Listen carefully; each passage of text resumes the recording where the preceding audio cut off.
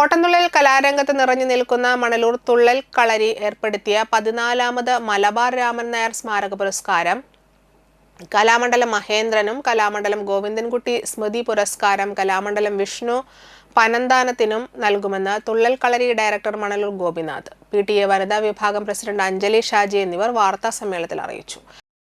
ഓട്ടൻതുള്ളൽ കലാരംഗത്ത് നിറഞ്ഞു നിൽക്കുന്ന മണലൂർ തുള്ളൽ കളരി ഏർപ്പെടുത്തിയ 14ാമത് മലബാർ രാമൻ നായർ സ്മാരക പുരസ്കാരം കലാമണ്ഡലം മഹേന്ദ്രനും കലാമണ്ഡലം ഗോവിന്ദൻകുട്ടി സ്മൃതി പുരസ്കാരം കലാമണ്ഡലം വിഷ്ണു പനന്താനത്തിനും നൽകുമെന്ന് തുള്ളൽ കളരി ഡയറക്ടർ മണലൂർ ഗോപിനാഥ്, PTA വനിതാ വിഭാഗം പ്രസിഡന്റ് അഞ്ജലി ഷാജി എന്നിവർ വാർത്താസമ്മേളനത്തിൽ അറിയിച്ചു.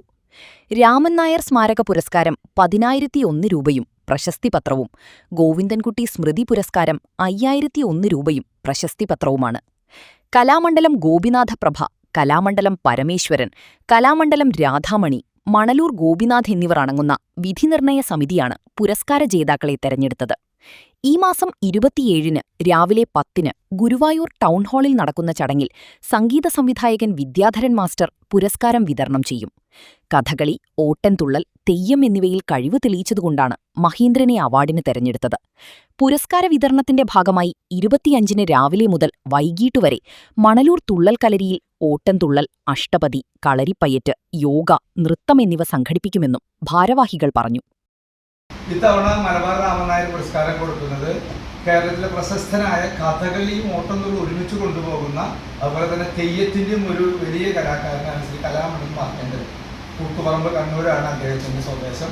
അദ്ദേഹത്തിന് മലയാള കലാനിലയം എന്ന് പറഞ്ഞിട്ട് അവിടെ ഒരു വലിയൊരു സ്ഥാപനമൊക്കെ ഉണ്ട്. അതിൽ നിരവധി കുട്ടികൾ അവിടെ പഠിക്കുന്നുണ്ട്. അദ്ദേഹത്തിനാണ് ഇത്തവണത്തെ മലബാർ രാമൻ നായർ പുരസ്കാരം കൊടുക്കുന്നത്. യുവ പ്രതിഭാ പുരസ്കാരം, അതായത് 40 വയസ്സിന് താഴെയുള്ള തുള്ളൽ കലാകാരന്മാർക്ക് കൊടുക്കുന്നതാണ് യുവ പ്രതിഭാ പുരസ്കാരം. അത് കൊല്ലത്തുള്ള കലാമണ്ഡലം വിഷ്ണു പനന്താനം എന്ന് പറയുന്ന കലാകാരനാണ്. ആക്റ്റീവായിട്ട് നിൽക്കുന്ന ഒരു തുള്ളൽ കലാകാരനാണ് വിഷ്ണു പനന്താനം. അദ്ദേഹത്തിനാണ് കൊടുക്കാൻ നിശ്ചയിച്ചത്.